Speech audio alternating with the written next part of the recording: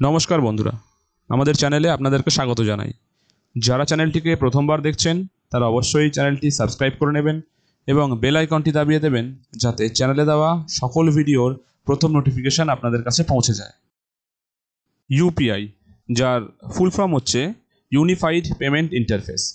হ্যাঁ, আমরা সবাই জানি ইউপিআই হলো বর্তমানে টাকা লেনদেন করার একটি সবচেয়ে বহুল প্রচলিত মাধ্যম। তবে 1 অক্টোবর 2025 থেকে এই ভারতীয় ইউনিফাইড পেমেন্ট ইন্টারফেস এর কিছু সিস্টেমের পরিবর্তন করতে চলেছে NPCI. National payments corporation of India ঘোষণা করেছে যে তারা ব্যক্তি থেকে ব্যক্তি বা P2P ট্রান্সফারের জন্য যে অনুরোধ বিকল্পটি এখন আছে, মানে আপনারা যে P2Pর মাধ্যমে কারোর কাছ থেকে টাকা চাইতে পারেন ভায়া ইউপিআই, সেটিকে বন্ধ করে দেওয়া হচ্ছে, যা ক্রমবর্ধমান সন্দেহাতীত ব্যবহারকারীদের লক্ষ্য করে তৈরি জালিয়াতি দমন করার একটি পদক্ষেপ মাত্র।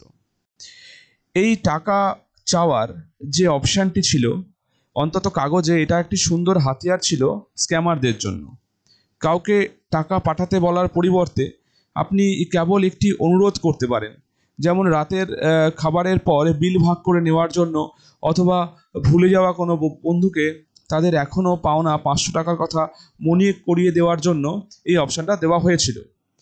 তো প্রাপকের অনুমোদন বা প্রত্যাখ্যান করার বিকল্প অবশ্যই ছিল, এটা আপনাদের ওপর সম্পূর্ণ নির্ভর করত। বাট তাহলে কেন এই পরিবর্তন করা হচ্ছে? যদিও এই হাতিয়ারটি সুন্দর ছিল, প্রতারকরা দ্রুত এটাকে একটি স্ক্যামের প্রসেস হিসাবে খুঁজে পেয়েছিলেন। পেমেন্ট রিকোয়েস্টের নামে সাইবার প্রতারকদের ফাঁদে পা দিয়ে সর্বশান্ত হয়েছেন প্রচুর মানুষ। তা রুখতেই এই পদক্ষেপ national payments corporation of India. October থেকে এক ব্যক্তির ইউপিআই থেকে অন্য ব্যক্তির ইউপিআইয়ে মানি রিকোয়েস্ট আর পাঠানো যাবে না। তবে মার্চেন্ট ট্রানজ্যাকশন বা ব্যবসায়িক লেনদেনের ক্ষেত্রে এই ফিচার বন্ধ করা হচ্ছে না। তা অক্টোবরের পরেও চালু থাকবে। রেলের টিকিট বুকিং বা অন্য কোনো অ্যাপের মাধ্যমে পেমেন্টের সময় এই ধরনের রিকোয়েস্ট আসে, তা আশা বজায় থাকবে। কেবলমাত্র ভেরিফাইড মার্চেন্ট ইউপিআই আইডি ক্ষেত্রেই এই রিকোয়েস্ট পাঠানোর পরিষেবা বজায় থাকবে।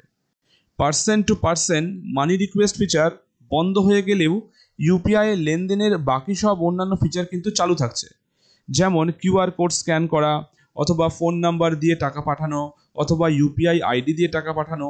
যে সমস্ত সুযোগ সুবিধা আগে ছিল ওগুলো সবই থাকছে, খালি এই পার্সন টু পার্সন যে টাকা রিকোয়েস্ট পাঠানোর অপশানটা সেটি বন্ধ করে দেওয়া হচ্ছে 1 অক্টোবর থেকে।